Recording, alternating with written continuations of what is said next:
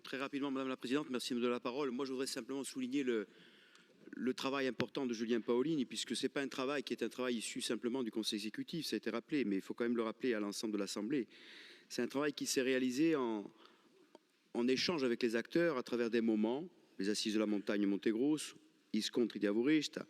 Il a fallu converger entre acteurs de la filière, communes, interco, et c'est le produit de ce travail collectif. Ça, c'est un premier point qu'il faut souligner, c'est dans le sens que cette étape n'est pas la même que celle des précédentes. Ensuite, le deuxième élément, c'est que justement, parce qu'on est dans une étape par rapport à une filière, à une politique qu'il faut totalement reconstruire, on si va mica Monteginto un giorno, se on ci mica entrenato per fare Monteginto. Prima ci cansiamo a Pedrabinsuda et dopo secondo giorno si gola Monteginto. Donc il faut apprendre la capacité à franchir les étapes lorsqu'il faut tout reconstruire. La filière, l'accessibilité, la disponibilité de la ressource, vous l'avez dit, et vous avez su cibler des priorités. Donc vous avez matérialisé un chemin, un premier chemin accessible pour rendre la suite possible. Parce que c'est bien beau de définir des objectifs généraux dans le temps.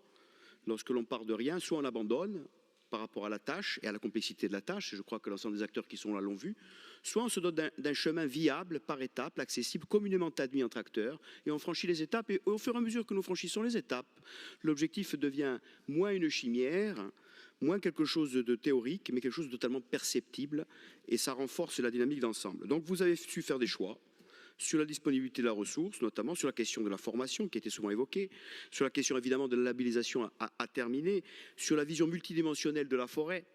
Et ça, c'est important et ça change par rapport à ce qu'on avait vécu sur les débats auparavant. Vous matérialisez ici un engagement depuis 1 an et demi, vous l'avez dit, qui était attendu après les assises. Nous sommes là. Il faudra poursuivre.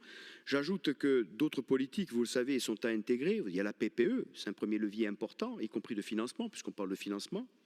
Mais aussi la future charte, puisque Jean-Paul faisait état du pastoralisme de l'agriculture, la future charte de gestion territoriale des estives, alors certes sous maîtrise du comité de massif, mais qui est multidimensionnelle et qui touche aussi au milieu fermé et à la capacité à créer les équilibres avec la pleine nature et le pastoralisme dans une optique de relance avec la question forestière. Donc c'est à intégrer, puisque ce sont ces éléments-là qui sont à croiser. Moi je crois que là, nous sommes sur le bon chemin. Simplement, il faudra évidemment, nous le savons tous, de l'opiniâtreté pour arriver à l'objectif.